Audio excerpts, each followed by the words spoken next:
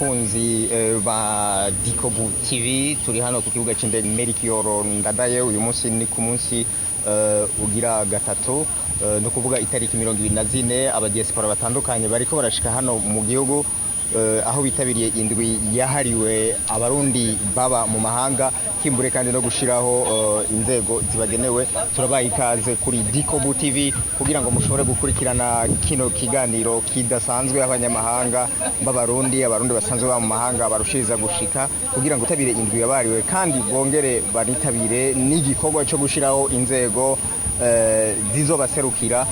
Kimbure turaja kuganira byinshi mu kiganiro cacu kigiye gukurikira. Tubasabe kubandanya mu kwirikira ibiganiro bica ku mbonesha kure Dikobu TV. Tubasabe kandi kudukurikirana muri iki kiganiro kidasanzwe, kuko intererano y'abadiaspora biraboneka ko ari intererano idasanzwe mu bijanye n'iterambere ry'igihugu.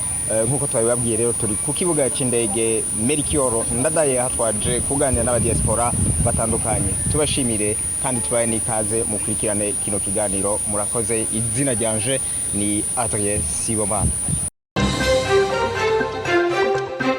Madame, turabaramukije muje gushika hano mu kibuga c'indege muri umwe mu badiaspora basanzwe bamaze gushika hano mu Burundi, kandi mushitsi no munsi mbega mwebwe mu bitabanje.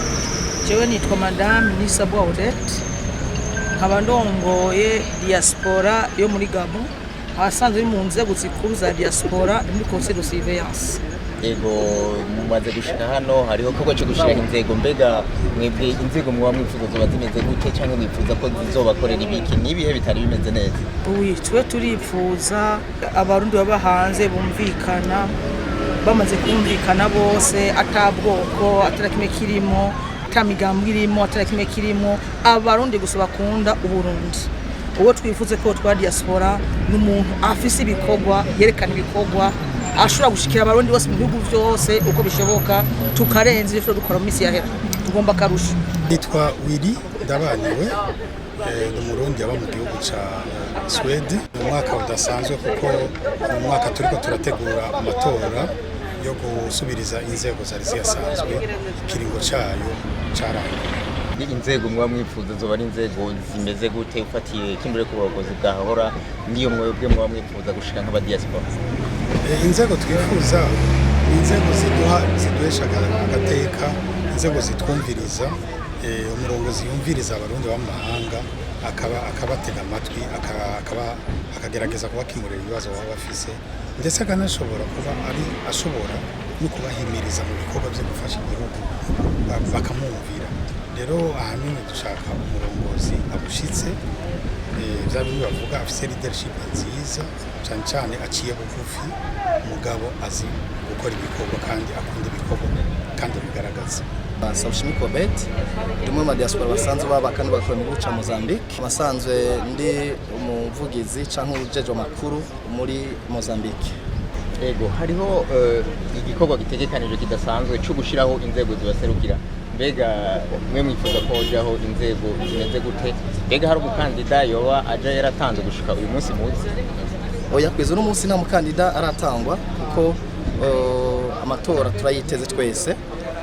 Twiteguriye ko ano matora azoba amatora adasanzwe, azo amatora agiye kuzamwo impinduka idasanzwe, aho dukeneye abakozi by'ukuri, abarongozi batuja imbere b'ibikorwa bigaragara, kandi twizera neza ko bazorushikana ku iterambere rirama kandi rikomeye rizoza riha iteka igihugu cyacu Burundi. Nitwa Ndimurkundo Mireille, naje mva muri diaspora Mozambique. Ugiye gushiraho inzego zibaserukira. Mbega mwebwe inzego muba mwifuza ko muzoshiraho zoba zimeze gute, kimbure zoba zitandukanye nuko byaho? Murakoze cyane. Twebwe inzego tugiye kwitorera ni inzego twizeho neza, twizeye yuko zizotuvana ku ntambwe zikatugeza ku zindi, ko twifuza iterambere mu gihugu cyacu cy'u Burundi.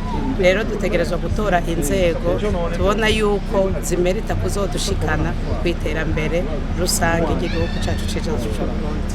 Ego mbega nk'inzego nshasha zotorwa, icyo wifuza cyane zotangura guhindura ni nk'icana? Murakoze cyane.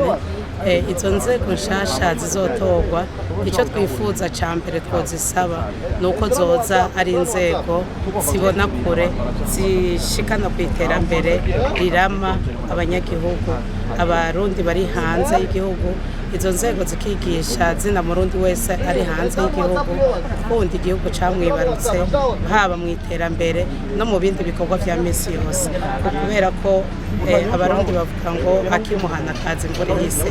No aho hanze tuja no kurahura ubwenge tukaza kurahurira abarundi bene wacu. Ndikumana Jean Marie nkaba nsanzwe mba mu gihugu cya Djibouti, sanzwe ndongoye diaspora y'abarundi baba muri Djibouti. Mbega inzego mwifuza zoba zimeze gute, nikiye muba mwifuza ko cohinduka mu nzego mugiye gushiraho? Inzego twifuza ni kwa kundi nyene twama tuvuga, tukeneye abayobozi baduhuza, bahuza abarundi bose, batazana ibintu by'indyane hagati y'abarundi nk'uko mwamuvyumva. Twizera ko tuzoshobora kubishika ko kandi twarabiteguriye.